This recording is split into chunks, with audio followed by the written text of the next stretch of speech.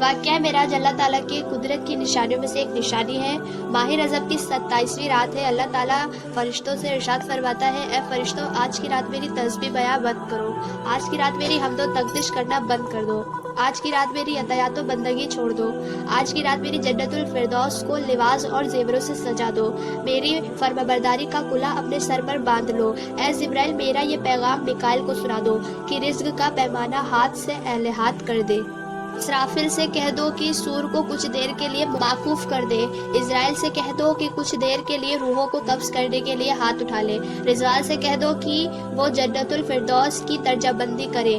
مانک سے کہہ دو کہ وہ دوزخ کو تالا لگا دے۔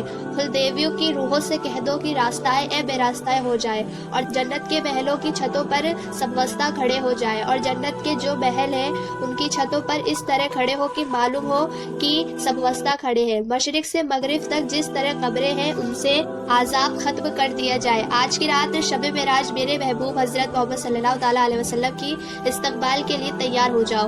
اللہ نے حکم دیا، اے جبرائیل، اپنے ساتھ 70,000 فرشتے لے جاؤ۔ حکم الہی سن کر حضرت جبرائیل علیہ السلام جنت میں جاتے ہیں، اور آپ نے ایسی سواری کا انتخاب کیا جو آج تک کسی بھی شہنشاہ کو نہ ملی ہوگی۔ اس سواری کا نام براق ہے۔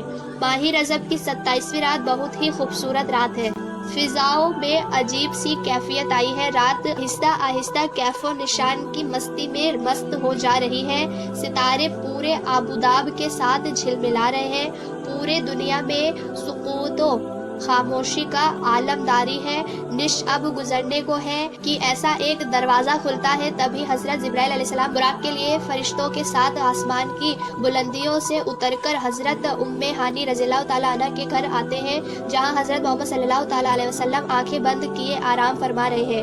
حضرت جبرائیل علیہ السلام ہاتھ باندھ کر کھڑے ہیں اور سوچ رہے ہیں کہ اگر آواز دے کر جگایا تو بے ہو جائے گی۔ فکر مند ہے کہ معراج کے دلہے کو کیسے بیدار کیا جائے۔ اسی وقت حکم ربی ہوتا ہے، اے جبرائیل، میرے محبوب کے قدموں کو چوم لو تاکہ تمہارے لبوں کی ٹھنڈک سے میرے محبوب کی آنکھیں کھل جائیں۔ اسی دن کے لیے میں نے تمہیں کافور سے پیدا کیا تھا۔ حکم سنتے ہی جبرائیل علیہ السلام اپنے کافوری ہونٹ سے حضرت محمد صلی اللہ تعالیٰ علیہ وسلم کے بائیں پیر کو چوم لیے۔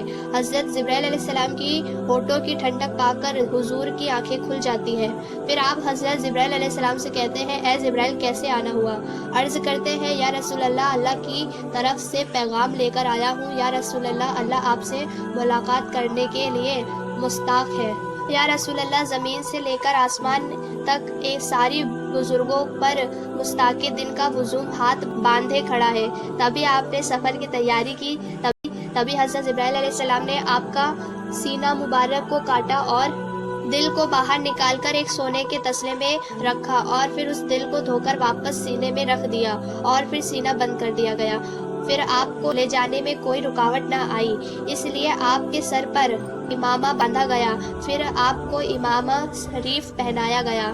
پھر آپ کو نور کی ایک چادر پہنائی، پاؤں میں یاقوت کا کمر باندھا گیا۔ پھر آپ محمد صلی اللہ تعالیٰ علیہ وسلم براق پر بیٹھ کر حضرت جبرائیل علیہ السلام کے ساتھ، اور آپ صلی اللہ تعالیٰ علیہ وسلم کے دائیں کی طرف 80,000 فرشتے تھے، بائیں کی طرف 80,000 فرشتے تھے، اور حضور پر درود سلام کے ساتھ فضائیں گونج اٹھی، اور ہمارے نبی پاک صلی اللہ تعالیٰ علیہ وسلم سفر معراج کا آغاز فرماتے ہیں۔ پھر آپ مسجد حرم سے مسجد اقصی گئے۔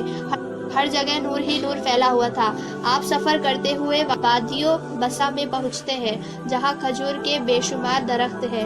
حضرت جبرائیل علیہ السلام نے کہا، حضور، یہاں اتر کر 2 رکعت نفل ادا کریے، یہ آپ کا ہجرت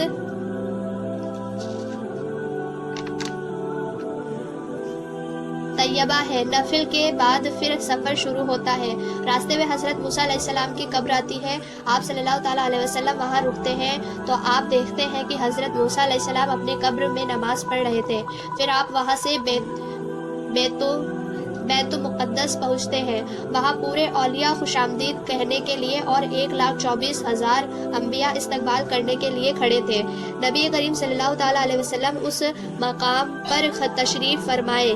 ہر طرف نور پھیل گیا۔ حضرت جبرائیل علیہ السلام اذان دے رہے ہیں۔ پھر وہاں حضرت محمد صلی اللہ تعالیٰ علیہ وسلم 2 رکعت نماز تمام انبیاء کے ساتھ ادا کرتے ہیں.